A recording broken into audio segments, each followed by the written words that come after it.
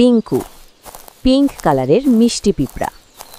আমাদের গল্পের নায়ক হলো পিঙ্কু, একটা ছোট পিঁপড়া যার রংটা ছিল একদম মিষ্টি গোলাপি, যেন ছোট্ট একটা স্ট্রবেরির জেলি।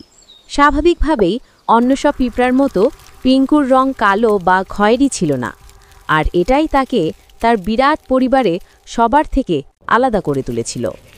পিঙ্কুদের বড় কলোনিটা ছিল একটা পুরনো বটগাছের গোড়ায়।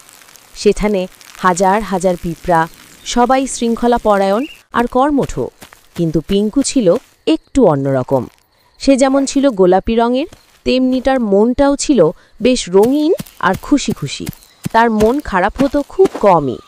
প্রথম প্রথম কলোনির অন্য কালো পিঁপড়ারা পিঙ্কুকে নিয়ে একটু ঠাট্টা তামাশা করত। দেখো দেখো, গোলাপি পিঁপড়াকে, এই নিশ্চয়ই চিনি গুড়ের মধ্যে জন্ম নিয়েছে, এমন সব কথা শুনতে হতো তাকে। কিন্তু পিঙ্কু এসব কথায় কান দিত না। সে কেবল হাসত আর তার ছোট ছোট গোলাপি পা দিয়ে দৌড়াতো আর খেলাধুলো করত।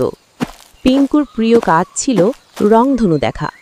বৃষ্টি হলেই সে কলোনির সবচেয়ে উঁচু ঘাস পাতাটার ডগায় চড়ে বসত আর আকাশের ৭ রং দেখতে দেখতে বিভোর হয়ে যেত। অন্য পিঁপড়াগুলো কেবল খাবার খোঁজা আর কলোনি তৈরির কাজ নিয়ে ব্যস্ত থাকত। কিন্তু পিঙ্কু বিশ্বাস করত জীবনে কাজের পাশাপাশি আনন্দ আর সৌন্দর্যও দরকার। এক গ্রীষ্মের দুপুরে কলোনিতে একটা বড় বিপদ ঘনিয়ে এলো। বটগাছের গোড়ায় একদল খুদে শুঁয়োপোকা আক্রমণ করল। এরা ছিল খুব পেটুক আর ক্ষতিকারক। তাদের কাজ ছিল পিঁপড়ার জমানো খাবার নষ্ট করে দেওয়া। সাধারণ কালো পিঁপড়ার দল সাহস করে তাদের সঙ্গে লড়াই করতে পারছিল না, কারণ শুঁয়োপোকাগুলো ছিল আকারে অনেক বড়। পিঁপড়ারা খুব চিন্তিত হয়ে পড়ল।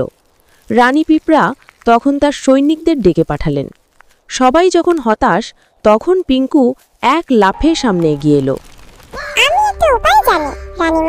পিঙ্কু বলল তার তীক্ষ্ণ গলায়।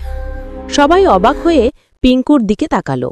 একটা গোলাপি ছোট পিঁপড়া, সে কিভাবে এই সমস্যার সমাধান করবে? পিঙ্কু বলল, শুঁয়োপোকাগুলো আমাদের খাবার নষ্ট করছে কারণ তারা পেটুক। আমি তাদের এমন কিছু খাওয়াবো যা খেয়ে তারা কেবল ক্লান্ত হয়ে ঘুমিয়ে পড়বে, কিন্তু তাদের কোনো ক্ষতি হবে না। পিঙ্কুর কথা শুনে সবাই একটু হাসল, কিন্তু রানীমা পিঙ্কুকে একটা সুযোগ দিলেন।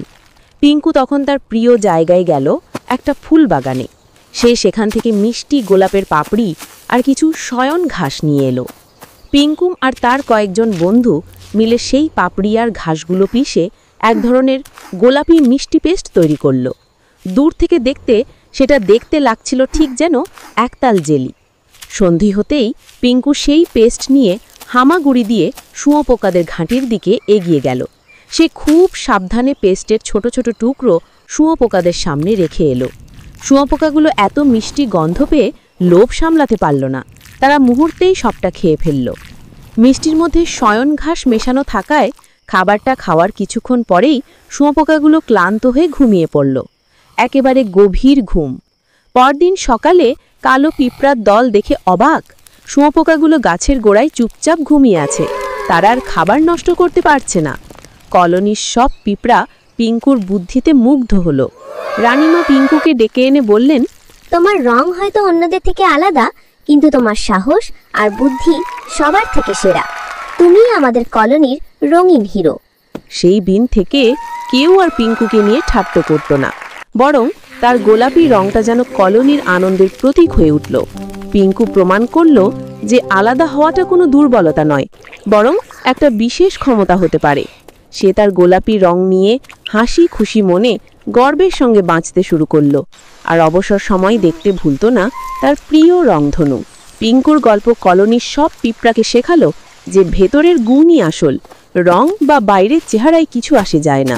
বন্ধুরা, ভিডিওটা তোমাদের ভালো লাগলে একটা লাইক করে দাও আর আমার ছোট্ট চ্যানেলটি সাবস্ক্রাইব করে দাও প্লিজ।